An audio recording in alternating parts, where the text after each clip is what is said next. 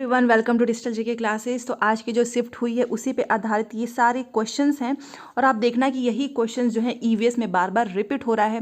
तो चलो स्टार्ट करते हैं और आप मुझे लास्ट में स्कोर बताना कि आपने इसमें से कितना क्वेश्चंस अपने मन से किया है। और अगर आपको मेरी मेहनत पसंद आती है तो एक लाइक तो आप कर ही सकते हैं। एक लाइक करने में मुझे बस अच्छा लगता है कि हाँ, मेरी मेहनत आप सभी को पसंद आ रही है। और चैनल को सब्सक्राइब करके बेल आइकन को प्रेस जरूर कर लें सो दैट आपको मेरी जो भी वीडियोस आते हैं एग्जाम से रिलेटेड उसके नोटिफिकेशंस मिलता रहे। तो चलिए स्टार्ट करते हैं। और हाँ, मैं बता देती हूँ, ये पेपर मैंने जिससे चाहिए होगा वो टेलीग्राम में ज्वाइन हो जाए, वहाँ पर मैंने इसको सेंड किया हुआ है। तो देखो, ऑनलाइन पेपर में अरेबियन सी से बहुत क्वेश्चन आया है ईवीएस में। आप देख सकते हैं यहाँ पर, देखिए 3 राज्यों का ऐसा समूह जिनके किसी किनारे पर अरब सागर है। अब ये क्या क्वेश्चन, आप पता है, इसी को घुमा फिरा के पूछ रहा है। इसका मतलब आपको पता होना चाहिए। और वो कौन से हैं? केरल, कर्नाटक, महाराष्ट्र। ये क्या है? ये ऐसे समूह हैं जिसके किनारे पर अरब सागर है। तो बहुत आसान है, इसलिए मैप, इंडिया का मैप देख कर जाना सब कुछ अच्छे से, ताकि क्वेश्चंस कर पाओ। अब ये क्वेश्चन देखिए, यहाँ पर देखिए, यहाँ पर ये क्वेश्चन पूछा हुआ है कि एक ऐसा नाच है जिसमें जमीन पर बांस की डंडी लेकर दो दो लोगों की जोड़ी आमने सामने बैठती है। ढोल की ताल पर डंडियों को जमीन पर पीटते हैं तथा ताल के अनुसार डंडियों के बीच लोग एक कतार में खड़े होकर कूदते हैं और नाचते हैं। तो इस नाच का नाम तथा उस राज्य का नाम जहाँ के लोग इसे नाचते हैं वो क्रमशः क्या है? कितना आसान क्वेश्चन पूछा है, जहाँ पर जो है बांस की डंडी लेकर दो लोगों की जोड़ी आमने सामने जो है बैठ जाती है, उससे बोलते हैं चिरऊ डांस। और आपको पता है कि चिरऊ कहाँ का है? मिजोरम का है। तो ये तो बहुत आसान है, तो इसका हो जाएगा ऑप्शन नंबर 3। बांस की डंडी का कहाँ, जहाँ पर भी आया ना डांस वाला, तो वो चिरऊ मिजोरम। अब ये देखिए, संसार की 5वीं और भारत की पहली ऐसी महिला जिन्होंने माउंट एवरेस्ट की चोटी पर कदम रखा था, उनका नाम क्या है? अब आप बताओ, ये आसान सा क्वेश्चन है या नहीं? वो हैं बछेंद्री पाल। ये तो बचपन से ही आपको याद होगा कि ये 5वीं हैं और भारत की पहली ऐसी महिला हैं जिन्होंने माउंट एवरेस्ट की चोटी पर कदम रखा था। कड़म मल्लेश्वरी के बारे में जो फैक्ट है वो आप कमेंट बॉक्स में ज़रूर लिखना, ये क्योंकि ये आपके ईवीएस के एनसीईआरटी नोट्स में लिखा हुआ है। अब चलिए ये क्वेश्चन देखते हैं। ये देखिए, ये क्वेश्चन पूछ सकता है, प्रसिद्ध भारतीय त्यौहार होली और दिवाली के विषय में नीचे दिए गए कथनों में से सही कथन को चुनिए। और पता है, ये क्वेश्चन ना हर बार कभी यूपी टेट में कुछ पूछेगा तो कभी किसी में पूछेगा। एक चीज़ याद रखो कि जो दिवाली होती है ना, वो अमावस्या को, और होली जो है वो पूर्णिमा को मनाई जाती है। ठीक है, कभी मत भूलना कि दीपावली जो है अमावस्या को और होली जो है पूर्णिमा को मनाते हैं। सो ऑप्शन नंबर 4 इसका राइट हो जाएगा। देखिए, अमावस्या और होली पूर्णिमा को। चलिए ये क्वेश्चन देखते हैं। अब ये देखिए, ये क्वेश्चन आपके में बहुत पूछा गया है रेगिस्तानी ओक के बारे में। सबसे पहले देखो, रेगिस्तानी ओक के बारे में हम फैक्ट जानते हैं कि ये वृक्ष जो है, ये मैंने कराया भी हुआ है आपको, कि लगभग किसी सामान्य जो कक्षा होती है ना, उसके कमरे की दीवारी की ऊंचाई तक बढ़ता है। एकदम सही है। यह वृक्ष आबू धाबी में पाया जाता है, ये गलत है। यह वृक्ष के तने में, जो उसका तना होता है उसमें जल एकत्र होता है और वहाँ के जो लोग होते हैं पाइप डालकर इस पानी को बाहर निकाल देते हैं, ये भी एकदम सही है।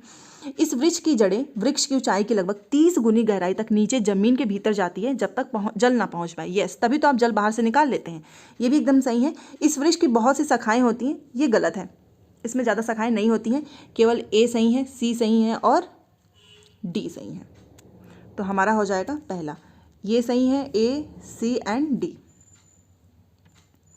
चलिए अगले क्वेश्चन पे चलते हैं।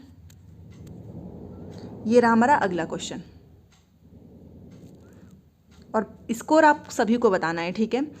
हमारे देश में ऐसे गांव हैं जहां के ग्रामवासी अत्यधिक वर्षा होने के कारण अपने घरों को बांस के खंभों पर जमीन से 10 से 12 फीट या 10 से 12 फीट भी लिखा मिल सकता है, या फिर 3 से 3.5 मीटर की ऊंचाई पर बनाते हैं।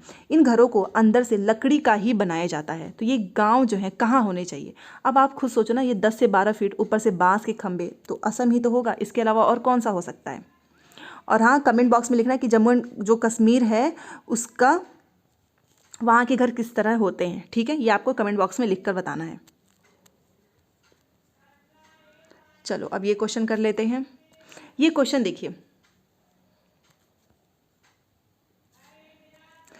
नीचे दिए गए हमारे देश के किस राज्य केंद्र शासित प्रदेश के अधिकांश सामान्य लोगों को नारियल डली हुई, जिसको टैपियोका बोलते हैं, किसी भी करी के साथ उबला हुआ टैपियोका खाना सबसे अच्छा लगता है?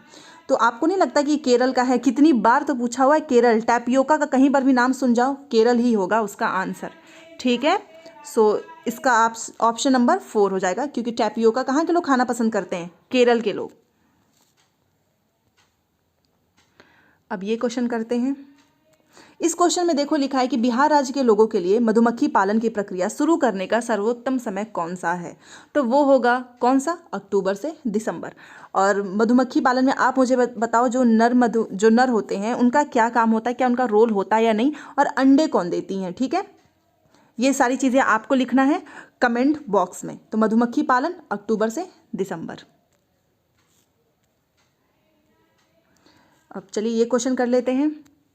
मानव पोषण के एक साइंस से मिलता जुलता क्वेश्चन आप सभी के सामने है, और ये क्वेश्चन आ जाएगा तो ये मत बोलना कि बाहर से आया है, ठीक है, मैं बता दे रही हूँ। मानव पोषण के संदर्भ में स्वांगीकरण का अर्थ क्या है? एक बार इंग्लिश भी देख लो। In the context of nutrition of human beings, assimilation means क्या होता है इसका मतलब? इसका मतलब होता है कि digested material is utilised in making complex substance in the body. यही मतलब होता है, सिंपल सा।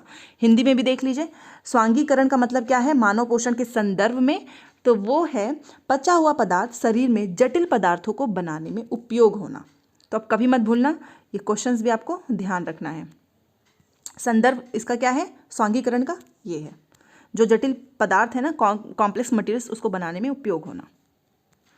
और ये है अब हमारा लास्ट क्वेश्चन, ये रहा। उस खेत की मृदा के विषय में विचार करो जिसमें कोई किसान रासायनिक उर्वरकों और पीड़कनाशियों का अधिक से अधिक उपयोग करके अपने खेतों को बार बार धान की फसल उगा रहा है। तो वो उससे खेत की मृदा क्या हो रही है? अच्छा, मान लो ये खेत है, ठीक है, और इसमें आप एक ही फसल बार बार बो रहे हैं और इसमें बहुत सारे केमिकल आप यूज कर रहे हैं, तो क्या होगा? क्या यहाँ ये ज़मीन उपजाऊ होगी, फर्टाइल होगी? नहीं, ये जो है बंजर बन जाएगी।